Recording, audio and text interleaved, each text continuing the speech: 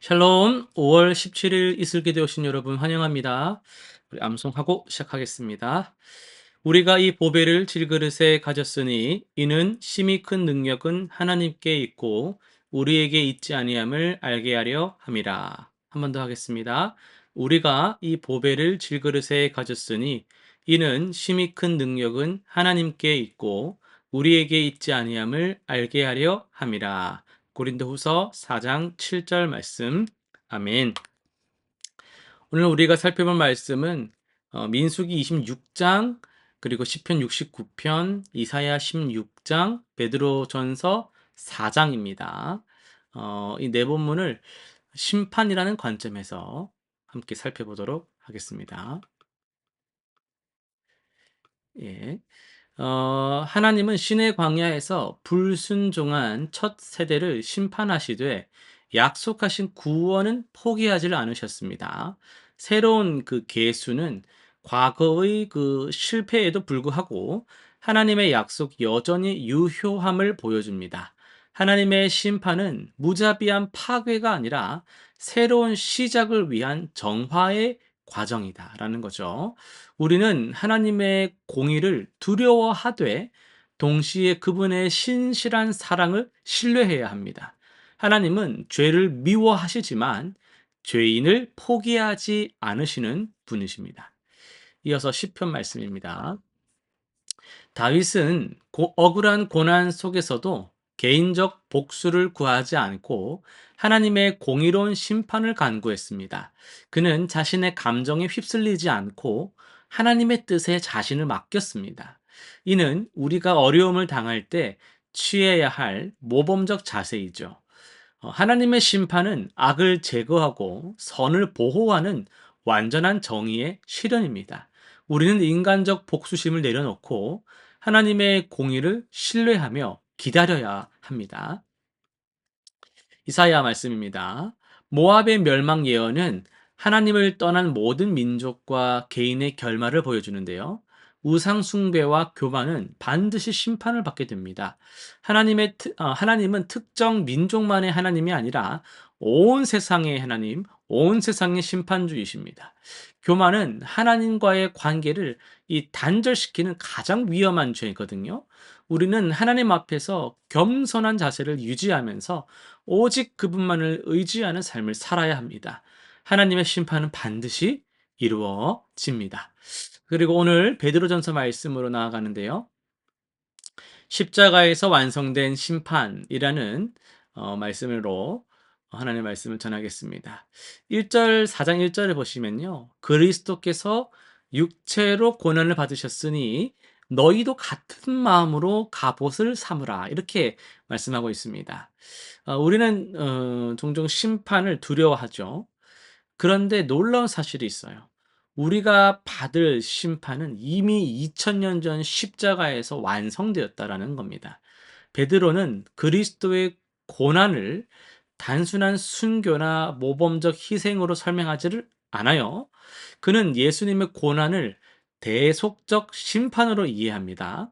예수님은 우리가 받아야 할 하나님의 진노를 대신 받으신 거죠.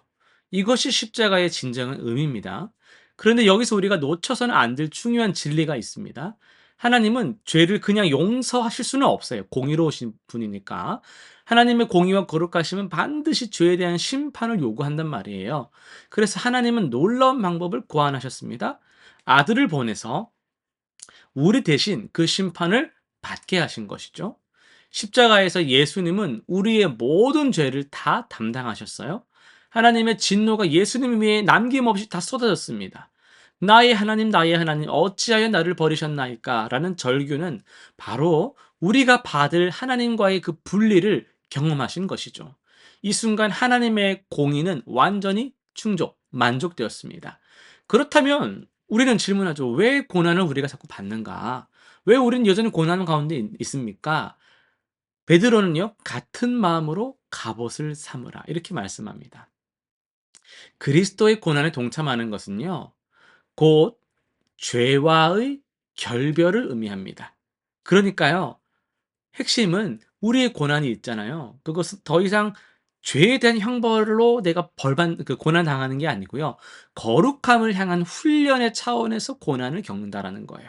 그리스도와 같은 고난에 참여하는 겁니다. 많은 사람들이 그걸 알지 못하기 때문에 고통을 이상하게 여기고 회피하려고 많은 애를 씁니다. 하지만 베드로는요, 고난을 통해서 죄와 단절되는 복을 말하고 있어요.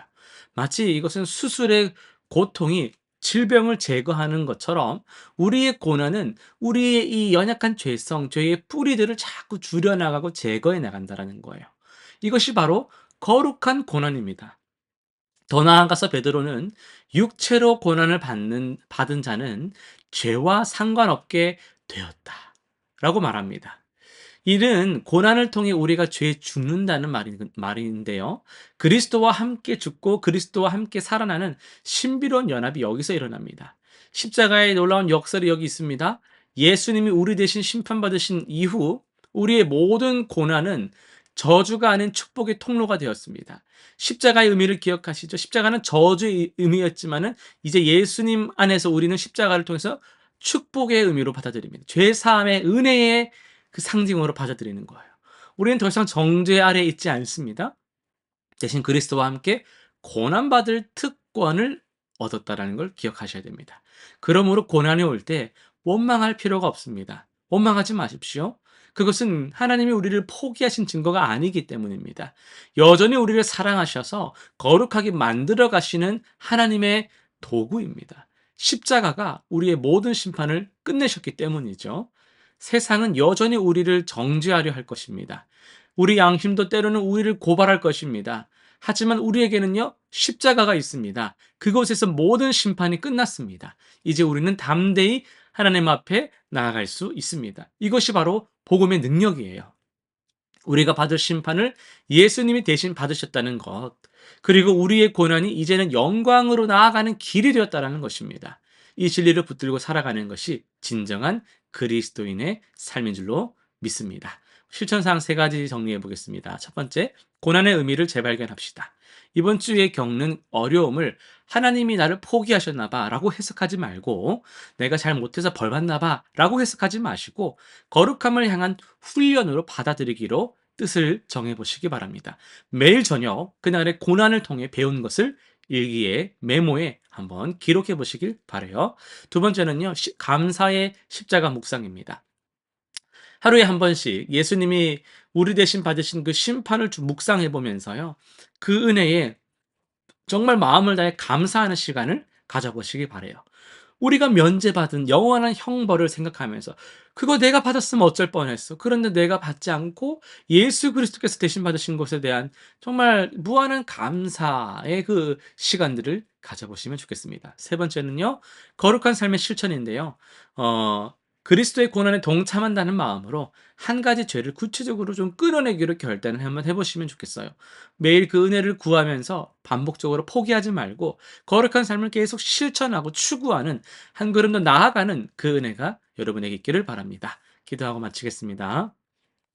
하나님 아버지, 예수 그리스도께서 우리 대신 심판받으신 십자가의 은혜를 감사드립니다. 우리는 마땅히 받을 형벌을 면제받았음을 담대히 고백합니다. 이제 우리의 고난도 저주가 아니라 축복의 도구가 되게 하여 주옵소서. 그리스도의 고난 위에 기쁨으로 동참하면서 거룩한 삶을 살아가게 하여 주옵소서. 감사드리며 예수님의 이름으로 기도드립니다. 아멘.